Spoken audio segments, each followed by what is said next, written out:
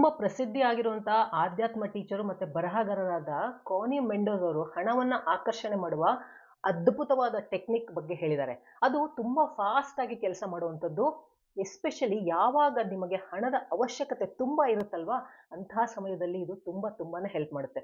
ಒಂದು ಸಾರಿ ಈ ಟೆಕ್ನಿಕ್ ಅನ್ನ ಯೂಸ್ ಮಾಡಿದ್ರೆ ದೂರ ಓಡ್ತಾ ಇರುವಂತಹ ಹಣ ನಿಮ್ಮ ಹತ್ರ ಅಟ್ರಾಕ್ಟ್ ಆಗೋದಕ್ಕೆ ಶುರು ಆಗುತ್ತೆ. ಹಾಗಾದ್ರೆ ನಿಮ್ಮ ಒಂದು ಇನ್ನರ್ ಪವರ್ ಅನ್ನ ಯೂಸ್ ಮಾಡ್ಕೊಂಡು ಹಣವನ್ನ ಆಕರ್ಷಣೆ ಮಾಡ್ಕೊಂಡು ನಿಮ್ಮ ಲೈಫ್ ಅನ್ನ ಚೇಂಜ್ ಮಾಡ್ಕೊಳ್ಳೋದಕ್ಕೆ ನೀವು ರೆಡಿ ಇದ್ದೀರಾ? ಬನ್ನಿ ಹಾಗಾದ್ರೆ ಏನು ಅಂತ ನೋಡೋಣ. ಕಾನಿ ಅವರು ನಮ್ಮ ಲೈಫ್ ಅಲ್ಲಿರೋ ಬಿಸ್ನೆಸ್, ಜಾಬ್, ಹೀಗೆ ಹಣವನ್ನ ಗಳಿಸುವಂತ ಯಾವುದೇ ಒಂದು ನಾಲೆಜ್ ಅಥವಾ ದಾರಿಯ ಜೊತೆಗೆ ನಮ್ಮಲ್ಲಿರುವಂತಹ ಅದ್ಭುತವಾದ ಒಂದು ಶಕ್ತಿಯ ಬಗ್ಗೆ ಅವರು ಹೇಳಿದ್ದಾರೆ. ಸೊ ಈ ವಿಡಿಯೋನ ಬರೀ ನೋಡೋದಲ್ಲ, ನನ್ನ ಜೊತೆಗೆ ನೀವು ಪ್ರಾಕ್ಟೀಸ್ ಕೂಡ ಮಾಡ್ಬೇಕಾಗತ್ತೆ. ಯಾಕೆಂದ್ರೆ ನಾನು ತುಂಬಾ ವರ್ಷಗಳಿಂದ ಈ ಒಂದು ಟೆಕ್ನಿಕ್ ಅನ್ನ ಪ್ರಾಕ್ಟೀಸ್ ಮಾಡ್ಕೊಂಡು ಬಂದಿದ್ದೀನಿ. ಹಾಗೆ ನನಗೆ ಬೇಕಾಗಿರುವಂತಹ ಎಲ್ಲವನ್ನ ನಾನು ಅಟ್ರಾಕ್ಟ್ ಮಾಡ್ಕೊಂಡು ಬಂದಿದ್ದೀನಿ. ಹಾಗಾಗಿ ಒಂದು ಶಾಂತವಾದ ಜಾಗದಲ್ಲಿ ಕುತ್ಕೊಂಡು ಒಂದೊಂದು ಪದನು ನೀವು ಕಾಮ್ ಆಗಿ ಸರಿಯಾಗಿ ಕೇಳಿಸ್ಕೊಂಡು ಅರ್ಥ ಮಾಡ್ಕೋಬೇಕು. ಮೊದಲಿಗೆ ಬ್ಲೆಸ್ಸಿಂಗ್ಸ್ ಪವರ್ ಬಗ್ಗೆ ನಾವು ತಿಳ್ಕೊಳ್ಳೋಣ. ಅಂದ್ರೆ ಆಶೀರ್ವಾದದ ಪವರ್ ಏನು ಅಂತ ತಿಳ್ಕೊಳ್ಳೋಣ. ಮೊದಲಿಗೆ ನಾವು ತಿಳ್ಕೋಬೇಕಾದ್ದು ನಮ್ಮ ಕೈಯಲ್ಲಿರುವಂತಹ ಪವರ್, ಅಂದ್ರೆ ಬ್ಲೆಸ್ಸಿಂಗ್ಸ್ ನ ಪವರ್ ಬಗ್ಗೆ ನಾವು ತಿಳ್ಕೋಬೇಕು. ನಾನೀಗ ನಿಮ್ಮ ಕೈಗೆ, ನಿಮ್ಮ ಎರಡೂ ಹಸ್ತಕ್ಕೆ ನನ್ನ ಕೈಯಿಂದ ನಿಮಗೆ ಬ್ಲೆಸ್ಸಿಂಗ್ಸ್ ಪವರ್ ಅನ್ನ ನಾನು ಇವಾಗ ಕೊಡ್ತಾ ಇದ್ದೀನಿ. ತಥಾಸ್ತು ತಥಾಸ್ತು ತಥಾಸ್ತು. ಇದರಲ್ಲಿ ನಿಮ್ಮೆಲ್ಲ ಕೆಲಸಗಳನ್ನ ಮಾಡುವಂತಹ ಒಂದು ಶಕ್ತಿ ಇದೆ. ನಿಮ್ಮ ಕೈಯಲ್ಲಿರೋ ಒಂದು ಪವರ್ ಅನ್ನ ದಯವಿಟ್ಟು ಯಾವತ್ತೂ ನೀವು ನೆಗ್ಲೆಕ್ಟ್ ಮಾಡಬೇಡಿ.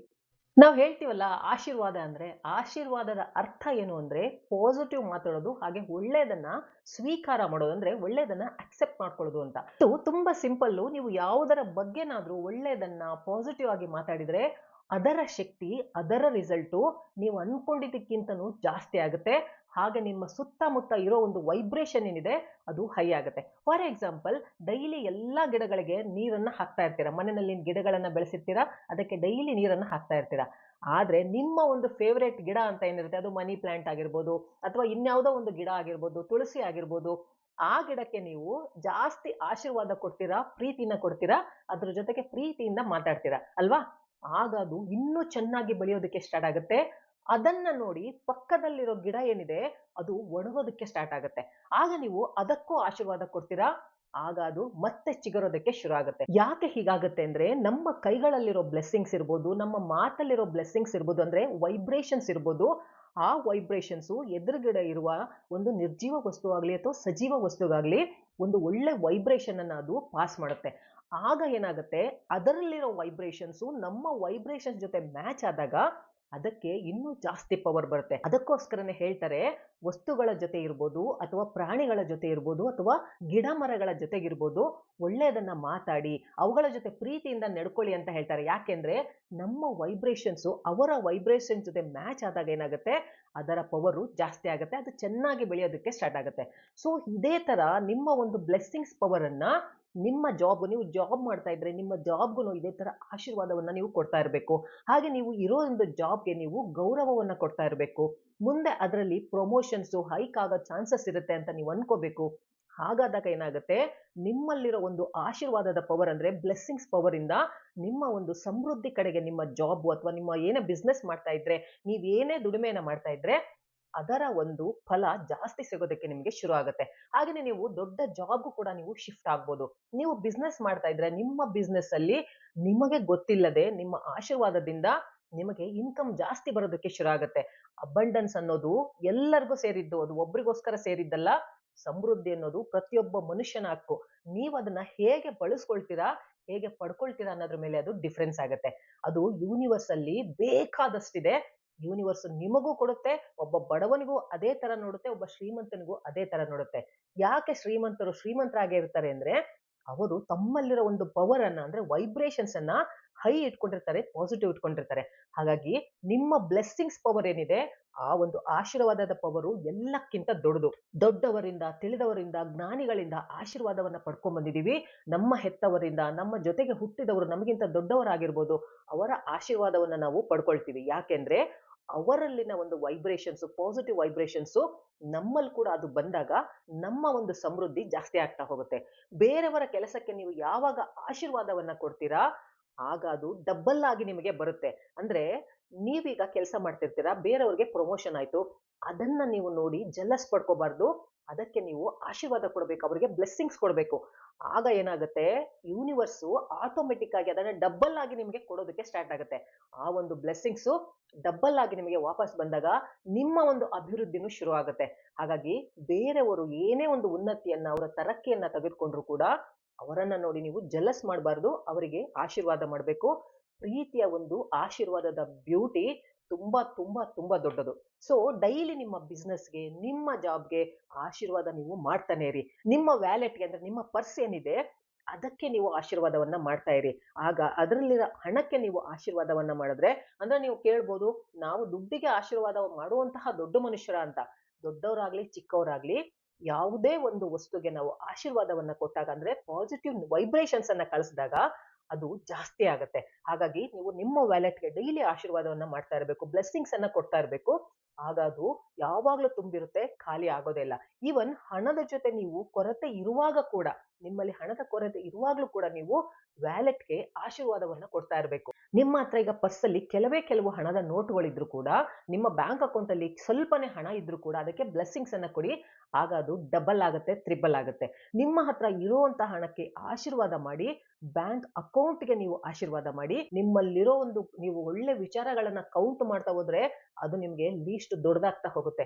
ಹಾಗಾಗಿ ಅದಕ್ಕೆಲ್ಲ ನೀವು ಡೈಲಿ ಆಶೀರ್ವಾದ ಕೊಡ್ತಾನೆ ಇರಬೇಕು. ಹಾಗಾಗಿ ಸ್ಪಷ್ಟವಾಗಿ ಡೈಲಿ ನೀವು ಹೇಳ್ಕೊಳ್ಳಿ, ನಾನು ಸಮೃದ್ಧಿಯನ್ನ ಅಟ್ರಾಕ್ಟ್ ಮಾಡ್ತೀನಿ, ಹಾಗಾಗಿ ಅಬಂಡೆನ್ಸ್ ಅನ್ನ ನಾನು ಬ್ಲೆಸ್ ಮಾಡ್ತಾ ಇದ್ದೀನಿ, ಅಂದ್ರೆ ಸಮೃದ್ಧಿಗೆ ನಾನು ಆಶೀರ್ವದಿಸ್ತಾ ಇದ್ದೀನಿ. ನಿಮ್ಮ ಮೈಂಡ್ ಅಲ್ಲಿರೋ ಎಲ್ಲ ನೆಗೆಟಿವ್ ಥಿಂಕಿಂಗ್ಸ್ ಅನ್ನ ಹೊರಗೆ ಹಾಕ್ಬಿಡಿ. ನಿಮ್ಮ ಮೈಂಡ್ಗೆ ಬ್ಲೆಸ್ ಮಾಡಿ, ನಿಮಗ್ ನೀವೇ ಬ್ಲೆಸ್ ಮಾಡ್ಕೊಳ್ಳಿ. ನಿಮ್ಮ ಪಾಸಿಟಿವ್ ಥಾಟ್ಸ್ಗೆ ನೀವು ಬ್ಲೆಸ್ ಮಾಡಿ. ಬ್ಲೆಸ್ಸಿಂಗ್ಸ್ ಅಂದ್ರೆ ಬರೀ ನಮಗಿಂತ ಚಿಕ್ಕವ್ರಿಗೆ ಅಥವಾ ನಮಗಿಂತ ದೊಡ್ಡವ್ರಿಗೆ ಕೊಡೋದು ಅಂತ ಅಲ್ಲ, ನಮಗ್ ನಾವು ಕೂಡ ಬ್ಲೆಸ್ಸಿಂಗ್ಸ್ ಅನ್ನ ಕೊಟ್ಕೋಬೇಕು. ನಮ್ಮ ತಲೆ ಮೇಲೆ ನಾವು ಕೈ ಇಟ್ಕೊಂಡು ಯಾವತ್ತರ ನಾವು ಬ್ಲೆಸ್ಸಿಂಗ್ಸ್ ಮಾಡಿಸ್ಕೊಂಡಿದೀವಾ? ಇಲ್ಲ ಅಲ್ವಾ? ಇವತ್ತಿಂದ ನೀವು ಅದನ್ನ ಶುರು ಮಾಡಿ.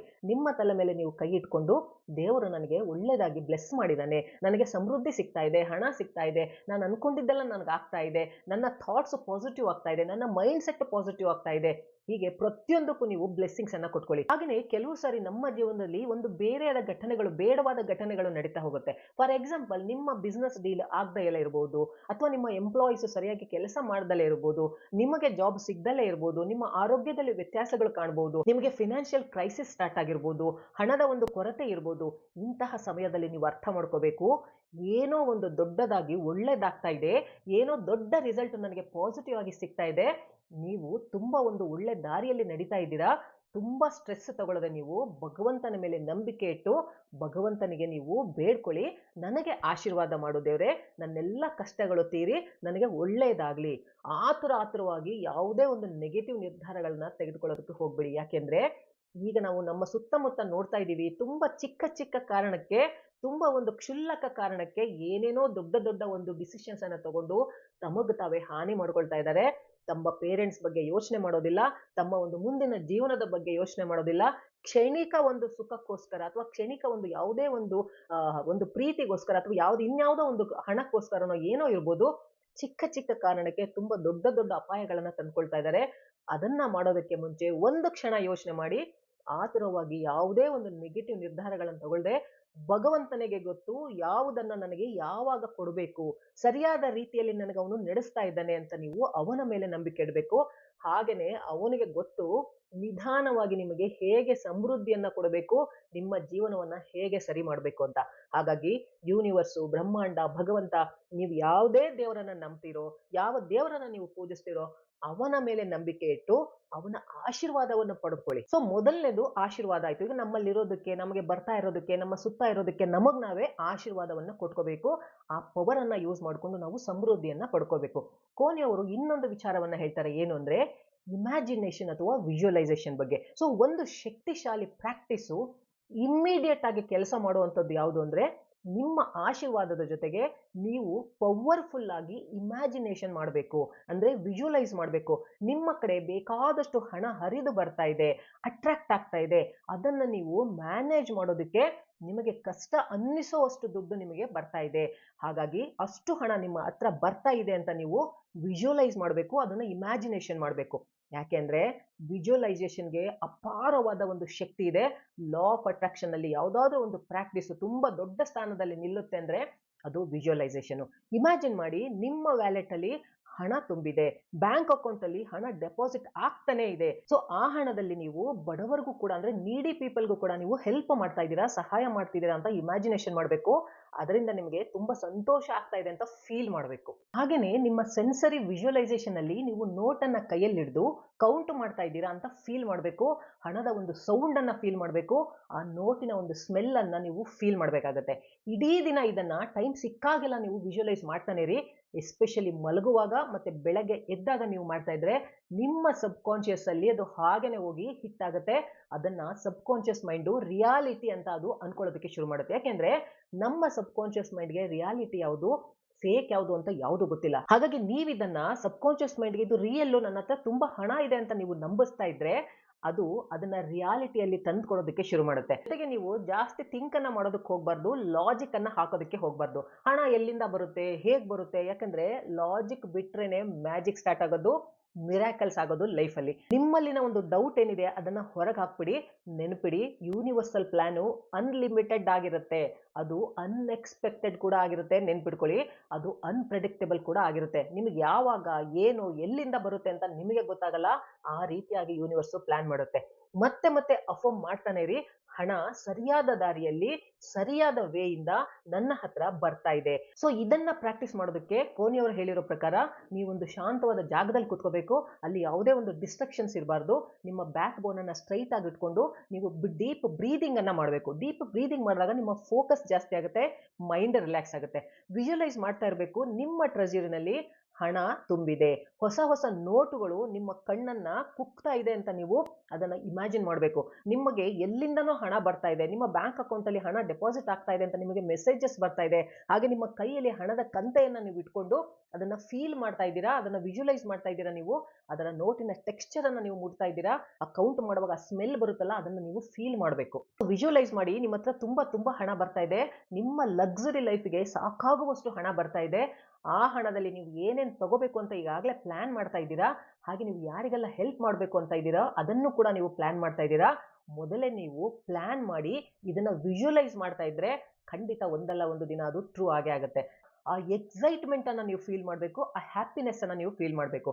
ಇಮ್ಯಾಜಿನ್ ಮಾಡಿ, ನಿಮ್ಮ ಕೈಯಲ್ಲಿ ದೊಡ್ಡ ನೋಟಿನ ಕಂತೆ ಇದೆ, ಅದನ್ನ ಈಗ ಎಣಿಸೋದಕ್ಕೆ ನೀವು ಸ್ಟಾರ್ಟ್ ಮಾಡ್ತಾ ಇದ್ದೀರಾ, ಕೌಂಟ್ ಮಾಡ್ತಾ ಇದ್ದೀರಾ. ಡಿವೈನ್ ಕೌಂಟ್ ನಾವು, ಡಿವೈನ್ ಕೌಂಟ್ ನಾವು ಅಂತ ಅದನ್ನ ಮನಸ್ಸಲ್ಲಿ ಹೇಳ್ಕೊಳ್ತಾ ನೀವು ನೋಟನ್ನ ಕೌಂಟ್ ಮಾಡ್ತೀರಾ. ಹೀಗೆ ಹಣವನ್ನ ನೀವು ಎಣಿಸುವಾಗ ತುಂಬಾ ಖುಷಿಯಾಗಿ ಸಮಾಧಾನವನ್ನ ನೀವು ಫೀಲ್ ಮಾಡ್ತಾ ಇದ್ದೀರಾ. ಈಗ ನಿಧಾನವಾಗಿ ಕಣ್ಣನ್ನ ತೆರೆದು ಇಮ್ಯಾಜಿನ್ ಮಾಡಿದ ಒಂದು ಬ್ಯೂಟಿಫುಲ್ ಲೈಫ್ ಅನ್ನ ನೀವು ಈಗ ಅಕ್ಸೆಪ್ಟ್ ಮಾಡ್ಕೋಬೇಕು. ಹೌದು, ನನಗೆ ಈ ಜೀವನ ಸಿಕ್ಕೇ ಸಿಗುತ್ತೆ. ನಿಮ್ಮ ಲೈಫಲ್ಲಿ ಇದು ಈಗಾಗಲೇ ನಡೀತಾ ಇದೆ ಅನ್ನೋ ರೀತಿನಲ್ಲಿ ನೀವು, ಇದೆಲ್ಲ ಪರ್ಫೆಕ್ಟ್ ಆಗಿದೆ ಅನ್ನೋ ರೀತಿನಲ್ಲಿ ನೀವು ಫೀಲ್ ಮಾಡಬೇಕು. ಯಾಕೆಂದ್ರೆ ನಿಮ್ಮ ಕೈಯಲ್ಲಿ ಆಶೀರ್ವಾದದ ಶಕ್ತಿ ಇದೆ. ನಿಮಗೆ ನೀವೇ ಬ್ಲೆಸ್ಸಿಂಗ್ಸ್ ಮಾಡ್ಕೋಬೇಕು, ನಿಮ್ಮ ಲೈಫ್ಗೆ ನೀವು ಬ್ಲೆಸ್ ಮಾಡ್ಕೋಬೇಕು. ಈ ಪ್ರಾಕ್ಟೀಸ್ ಅನ್ನ ನಿಮ್ಗೆ ಎಷ್ಟು ದಿನ ಬೇಕೋ ಅಷ್ಟು ದಿನ ಮಾಡ್ಬೋದು. ಅಂದ್ರೆ ನಿಮ್ಮ ಕನಸು ನನಸಾಗೋವರೆಗೂ ಕೂಡ ನೀವು ಮಾಡಬಹುದು. ಯಾವ ಸಮಯದಲ್ಲಿ ಬೇಕಿದ್ರು ಮಾಡ್ಬೋದು, ಇದಕ್ಕೆ ಯಾವ ರೆಸ್ಟ್ರಿಕ್ಷನ್ಸ್ ಇಲ್ಲ. ಯೂನಿವರ್ಸ್ ಒಂದಲ್ಲ ಒಂದು ದಿನ ನಿಮ್ಮೆಲ್ಲ ಇಮ್ಯಾಜಿನೇಷನ್ ಏನಿದೆ, ನಿಮ್ಮೆಲ್ಲ ವಿಜುವಲೈಸೇಷನ್ ಏನಿದೆ, ಅದನ್ನ 3D ವರ್ಲ್ಡ್ ಅಲ್ಲಿ ರಿಯಾಲಿಟಿ ಆಗಿ ಕನ್ವರ್ಟ್ ಮಾಡೇ ಮಾಡುತ್ತೆ. ಯಾವುದೇ ರೀತಿಯಿಂದ ನಿಮಗೆ ಹಣ ನಿಮ್ಮ ಹತ್ರ ಬರೋದಕ್ಕೆ ಶುರು ಆಗುತ್ತೆ. ನೀವು ನೋಡ್ತಾ ಇದ್ರೆ ನಿಮಗೆ ಗೊತ್ತಾಗಲ್ಲ ಎಲ್ಲಿಂದ ನನಗೆ ಹಣ ಬರ್ತಾ ಇದೆ ಅಂತ. ಯಾಕೆ ಅಂದ್ರೆ ನೀವು ಆಕ್ಷನ್ಸ್ ಅನ್ನ ತಗೊಳ್ತಾ ಇದ್ದೀರಾ. ಜಾಬ್ ಮಾಡ್ತಾ ಇದ್ರೆ ಅದರಲ್ಲಿ ನಿಯತ್ತಾಗಿ ಕೆಲಸ ಮಾಡ್ತಾ ಇದ್ದೀರಾ. ಬಿಸ್ನೆಸ್ ಮಾಡ್ತಾ ಇದ್ರೆ ಅದರಲ್ಲಿ ಇನ್ನ ಜಾಸ್ತಿ ಎಫರ್ಟ್ ಆಗ್ತಾ ಇದ್ದೀರಾ. ಹಾಗಾಗಿ ನೀವು ಎಫರ್ಟ್ ಅನ್ನ ಹಾಕಿದ್ರೆ, ನಿಮ್ಮ ಆಕ್ಷನ್ಸ್ ಅನ್ನ, ನಿಮ್ಮ ಒಂದು ಪ್ರೀ ಆಕ್ಷನ್ಸ್ ಅನ್ನ ತೆಗೆದುಕೊಂಡ್ರೆ ಅದರ ರಿಸಲ್ಟು 100ಕ್ಕಲ್ಲ 1000 ಪಟ್ಟು ಜಾಸ್ತಿ ಆಗ್ತಾ ಹೋಗುತ್ತೆ. ಆಗ ಹಣ ನಿಮ್ಮ ಹತ್ರ ಬಂದೇ ಬರುತ್ತೆ. ಸೊ ಬ್ರಹ್ಮಾಂಡದ ಮೇಲೆ ನಂಬಿಕೆ ಇಡಿ, ನೀವು ನಂಬುವಂತಹ ದೇವರ ಮೇಲೆ ನಂಬಿಕೆ ಇರಲಿ, ನಿಮ್ಮ ಒಂದು ಬುದ್ಧಿ ಮತ್ತೆ ನಿಮ್ಮ ಬುದ್ಧಿಶಕ್ತಿಯ ಮೇಲೆ ನಿಮಗೆ ನಂಬಿಕೆ ಇರಲಿ. ಹಾಗೇನೆ ನಿಮ್ಮ ಸಬ್ ಕಾನ್ಶಿಯಸ್ ಮೈಂಡ್ ಪವರ್ ಬಗ್ಗೆ ನಿಮಗೆ ನಂಬಿಕೆ ಇರಲಿ. ಹಾಗೇನೆ ನಿಮ್ಮ ಕೈಯಲ್ಲಿರುವಂತಹ ಆಶೀರ್ವಾದದ ಒಂದು ಪವರ್ ಮೇಲೆ ನಿಮಗೆ ನಂಬಿಕೆ ಇರಲಿ. ಹಾಗಾಗಿ ಎಲ್ಲಾ ನಂಬಿಕೆಯನ್ನ ಇಟ್ಟು ಈ ಒಂದು ಟೆಕ್ನಿಕ್ ಅನ್ನ ನೀವು ಫಾಲೋ ಮಾಡಿದ್ರೆ ಖಂಡಿತ ನೀವು ಸಮೃದ್ಧಿಯನ್ನ ನೋಡೇ ನೋಡ್ತೀರಾ. ಸೊ ನನಗೆ ಕಮೆಂಟ್ ಮಾಡಿ, ನನ್ನ ಲೈಫ್ಗೆ ನಾನು ಬ್ಲೆಸ್ಸಿಂಗ್ಸ್ ಅನ್ನ ಕೊಡ್ತೀನಿ ಅಂತ. ಮತ್ತೆ ಮುಂದಿನ ವಿಡಿಯೋದಲ್ಲಿ ಭೇಟಿ ಮಾಡ್ತೀನಿ. ನಮಸ್ಕಾರ.